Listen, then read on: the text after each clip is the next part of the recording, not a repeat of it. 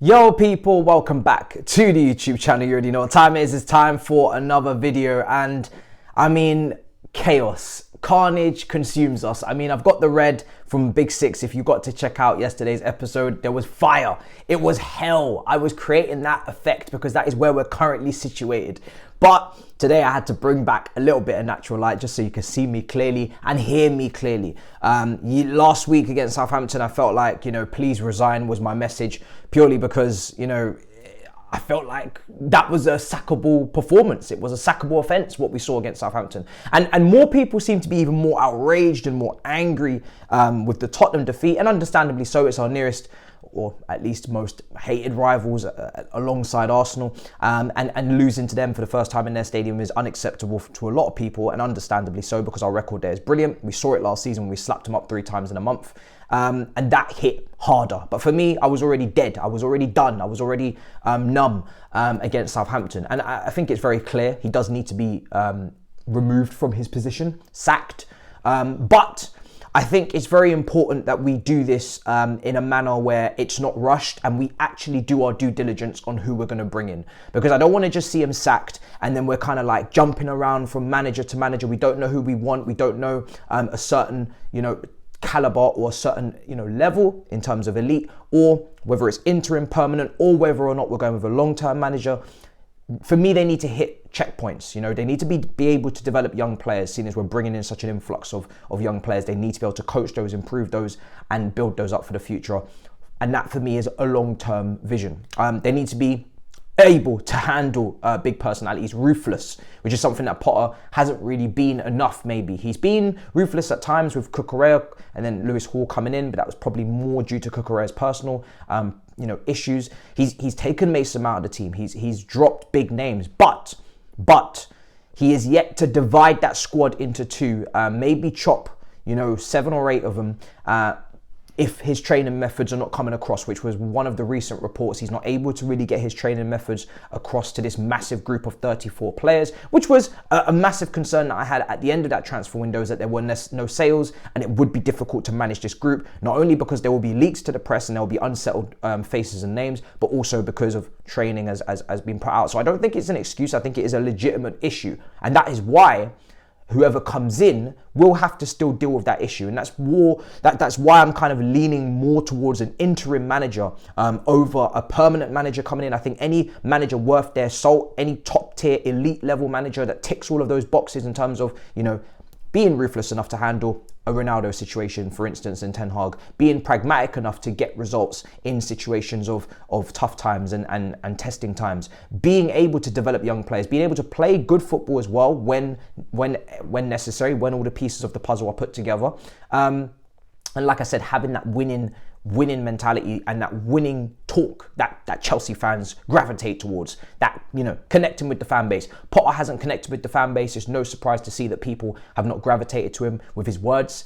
I don't want to microanalyze him. I think if results come, if tactics are in place, then people will forget about that. But it is certainly something that you need to cling on to when you're in moments of this type of form, which we've never really seen before. 2 wins in 16 is shambolic.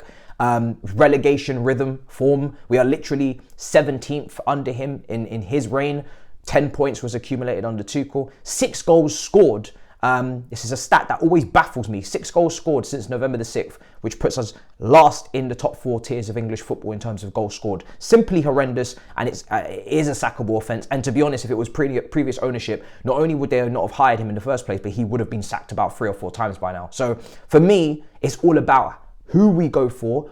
Why do we bring them in terms of, is it interim, is it permanent? How do we still understand the context of this situation, the difficulties that we face with the size of the squad, and who is best equipped to deal with that? Because if you bring in, say, someone that everybody gets behind, everybody believes in, there will still be issues. We still will be dropping points. I'm not saying that we're going to go on any sort of 10-game run at the end of the season. We will definitely be dropping points. We have away fixtures that are so tough. Even some of the home fixtures are tough. And this team is all over the shop in terms of what's been left over.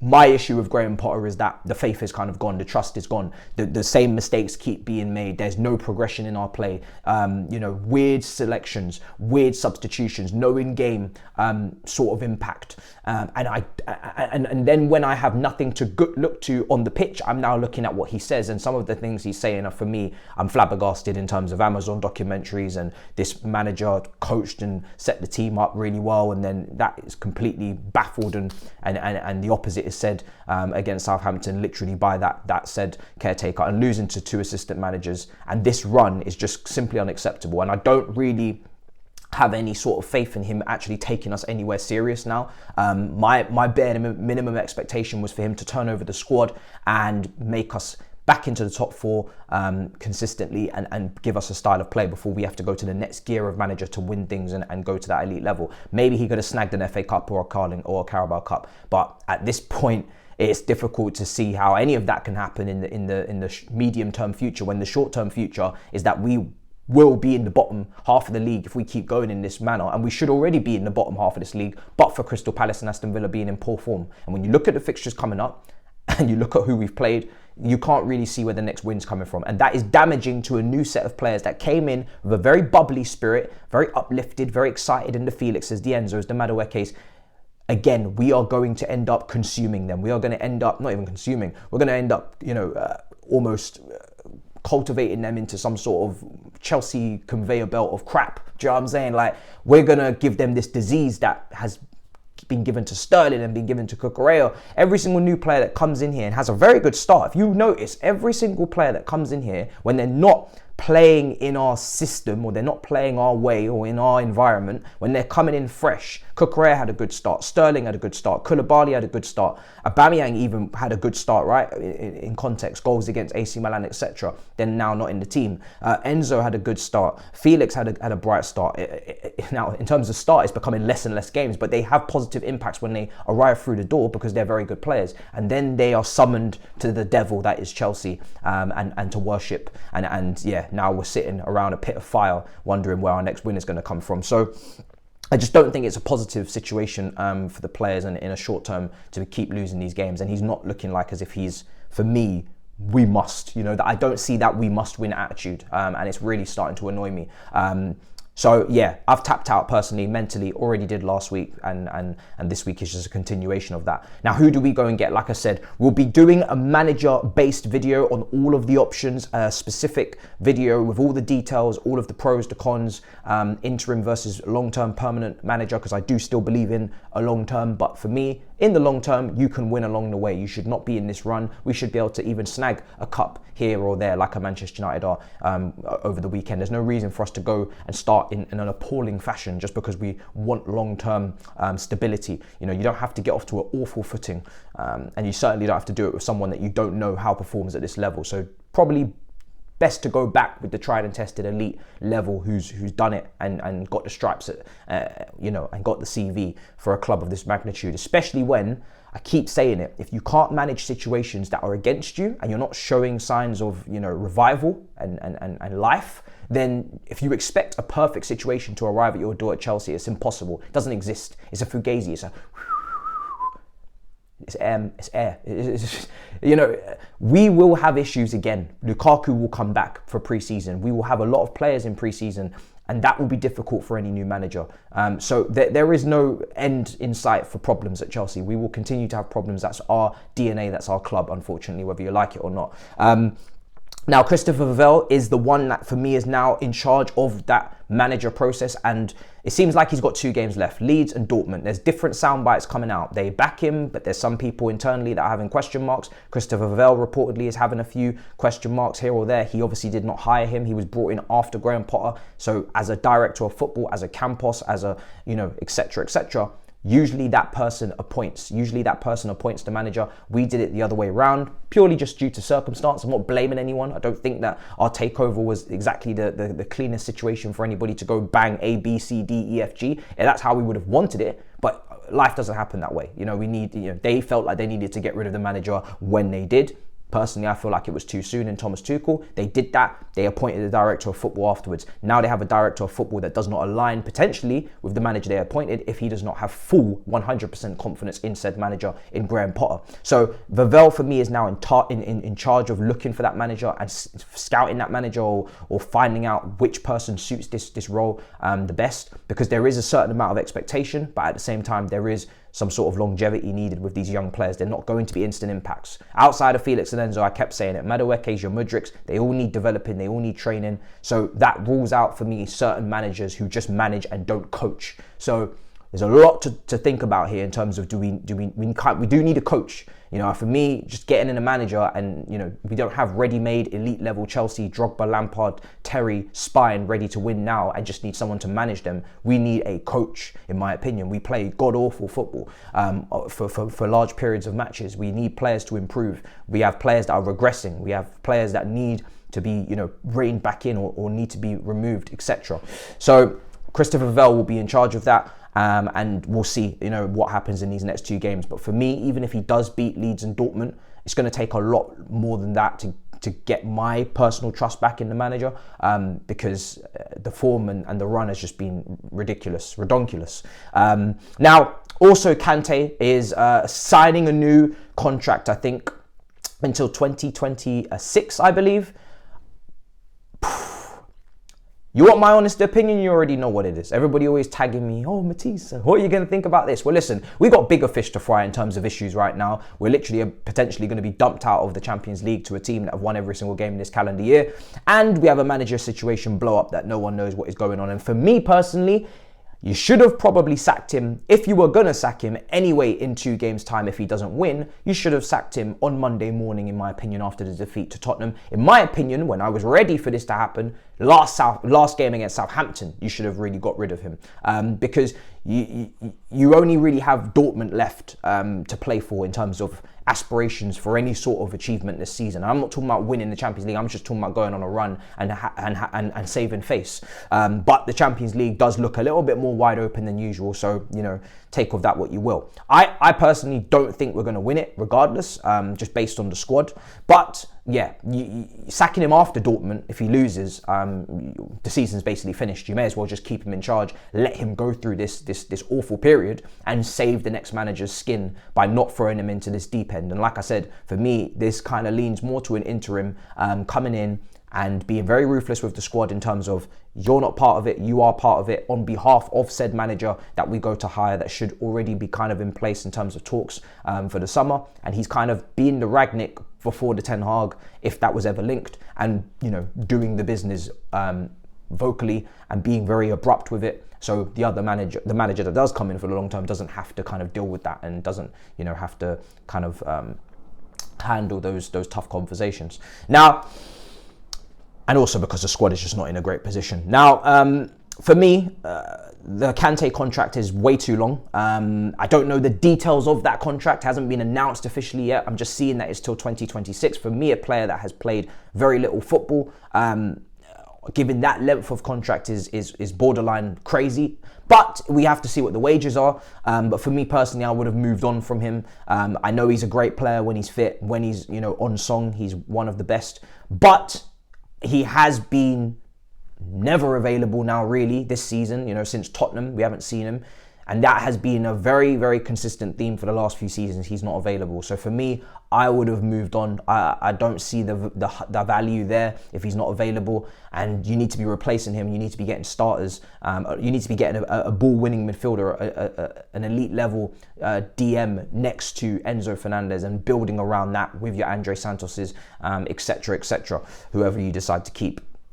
But, you know, it seems like Kova's future will be up for doubt as well, up for question. Jorginho is already gone. So you could definitely combat this by saying, how much experience can we really afford to lose in the centre of midfield? And I would definitely understand that. And that would be what softens the blow here, is that Jorginho is already gone. Kova's also now injury prone, and really injury prone, basically the same as Kante. And then you're picking between which one, because you're probably not going to get rid of all 3 of these midfielders in the space of 6 months and replace them all at the same time. That would be also absurd. So if Kova's leaving, and it sounds like Kova's not really, Kova, there's a few names apparently that are not really buying into this Potter regime, after working with Tuchel, etc. They're not really feeling the training methods. It's always very conflicting reports. 1 minute it's saying that, the players are all behind him and they're all happy, but then next minute it's saying a couple players are very disgruntled from being left off the bench, not even on the bench, which is understandable. There was a few big names missing from the bench. I think Trevor, Cucurella, etc. over the weekend, and that some players are not really buying into what Potter's trying to do in terms of tactics and training. And I think it more, for me, leans towards that way. I don't think it's a happy camp and everybody's on side and everybody. Now, that's just my hunch. I have no inside information. I don't actually want any inside information. I try to come on here just as you would as a fan and just give my opinion based on what I'm reading, what you're reading. I don't want to know the ins and outs of the fabrics of the behind the scenes, because it will mess with my head and I won't be able to do what I do to a normal capacity. So for me, I don't need to know what the conversations are behind closed doors. But for me, I would be shocked if everybody's happy. That just doesn't make any sense for me when you're leaving players out of Champions League squads, when there's players that can't make the bench, when we're losing in this run of form, and there's no way anyone can be happy, with that. That's just, for me, no chance. So they're elite level athletes. They want to win football matches. They want to win trophies. If you're not doing that, there's going to be problems, especially when there's 34 players in a squad. It's impossible for me to see complete and utter happiness. So yeah, that's the Kante situation. And then Silva, Thiago Silva, injured until April, I'm seeing. What do we do? Well, do you know what?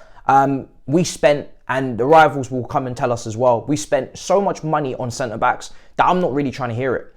Thiago Silva is our best defender. Thiago Silva at times is our playmaker. Thiago Silva is our best passer at times. Thiago Silva is our leader, our maestro, our guy. He's really, for me, our legend. I'm taking that far. He's just incredible. He's incredible. I wish we signed him sooner. Unbelievable footballer, reliable, always has been. A title-winning player in a team that clearly isn't. But we should be able to get results without him. And I don't want to hear any excuses in the coming games that we couldn't win now because Thiago Silva's not in the team. You've brought Badiashile, who for me surprisingly was dropped against Tottenham, even though I think he's had a great start to his Chelsea career outside of the Southampton errors on the ball in build-up. Then you've got Fofana, who really has looked very strong since coming into the Chelsea team over the last couple of matches in terms of his contribution coming on for Silva as well. Looked very certified. And as long as he stays away from injuries, he's a very promising talent from his days at Leicester when we lost to them in the cup final. He was an incredible performance, man of the match in my opinion. That was his first season at Leicester was unbelievable, fantastic. That is a partnership for me, Badiashile, Fofana. That's a partnership. So let's get that going. Now, some people have even said, let's move back to the back three. I'm just here to say it's very hilarious to see that the attacking problems are not solved and now we need to go back to the back three. The back three that everybody in the footballing world was crucifying, saying, oh, it's too defensive, oh, it's too boring, oh, it doesn't do this, it doesn't release the attackers, it doesn't give enough numbers forward, it doesn't blah-dee-dee, blah-dee-dee, blah-dee-dee, blah. And I like back fours, don't get me wrong. But the fact that the back three was kind of pushed into this narrative of being a negative formation when it really is not a negative formation. There's no such thing. It depends on how you play it. Do you know what I mean? How you play the said formation. If your wing backs are pushing up as wingers, then it's not negative. So anyway, so crazy to see how we're potentially having to go back to this, mainly because maybe the profile of the players are more suited to it. Who would have known that? That's how we started, right? With the back three. It's almost like managers who are using it were using it for a reason, eh? Not just because they wanted to be boring. We have no holding midfielder in this squad. We have been using Enzo as a 6. He's been getting dribbled past. He's been, being laid out to hang out to dry in an area where he's uncomfortable. He doesn't have that holder next to him because Zakaria hasn't really been playing. It's been a Ruben who's not a DM. We can go through all of the players that have been playing alongside in this midfield double pivot, and it has not worked in terms of stability. And now the solution for some people is to go with the extra centre back again and shore everything up with a 5 in terms of being compact. Crazy. We're back to square one. Hilarious. So, listen, we're going to see what happens with the next 2 games. We had 3 games to win the fans back. Tottenham, fail. Leeds next. don't have any confidence, to be honest. I'm going to keep it a complete buck. They have a new manager bounce incoming with Alex Garcia, I believe. And then Dortmund at home, like I said, have won every game in this calendar year. We're 1-0 down. The assumption that we will just turn this around is an assumption I'm not going to play along with. No club is too big to be bust. No club is too big to be bottom. No club is too big to go through this form and continue it. You know, the Premier League makes you work. You want points, you have to earn them. You don't just get them by fluke. And we've seen that with Chelsea this season. So I'm going to just wait to see what this board decide. I'm going to give a video in terms of going through all of the manager options, pros and cons for each one, and then maybe, hopefully, come to a conclusion of who I actually want, because people keep asking me, why are you not shouting Potter out? Well, for me personally, the reason why I don't shout that, even though I would like him to leave, is because if I shout that and have no solution in terms of who I want, that's me just now asking for chaos, more chaos without any sort of solution and any sort of conclusion. I would rather say, okay, I would like you to go or resign. And, you know, that's, for me, it's a bit different because then we've now been forced into a position where we have to act. But in terms of you actually physically handing someone their P45, you need to know who your replacement is going to be. And you need to have that, you need to think about that. And I don't want Chelsea to rush into sacking Graham Potter because his position, in my opinion, is untenable. I want them to sack him because they know that they've made a mistake and they know who they want to bring in, whether it's an interim or a long-term manager, to succeed him. And we don't get this wrong in terms of recruiting another manager, because we've already looked stupid, incredibly stupid as a club in this situation. It's kind of embarrassing. I actually feel embarrassed that this situation is materializing the way it is. If you think you can go and hire someone else and get it wrong again, then boy, you're not ready, because you literally cannot get this wrong again. Like, you can't sack an elite manager because you have, you know, cultural differences maybe in terms of how you'd like to operate as a football club, which is fair enough. I didn't like it, but I say, you know what, cool. And then you bring in this guy, it doesn't work out, and then you need to sack him 6 months later, and then you mess up on the next one. That is now the board in serious trouble in terms of what are you actually doing? You know what I mean? You're meant to know what you're doing. What are you actually doing? So, without further ado, we conclude there. It's been a long video. Big up your damn selves. There's lots of content flying out at the moment, man. It's just crazy. Do you know what I'm saying? All You Can Eat Chelsea was also up today, as long as London Club's Carnage as well.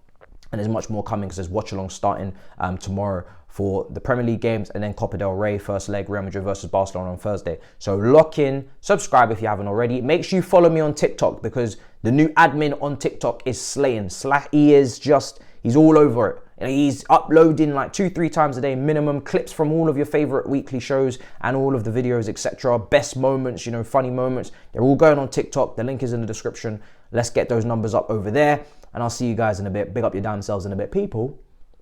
Peace.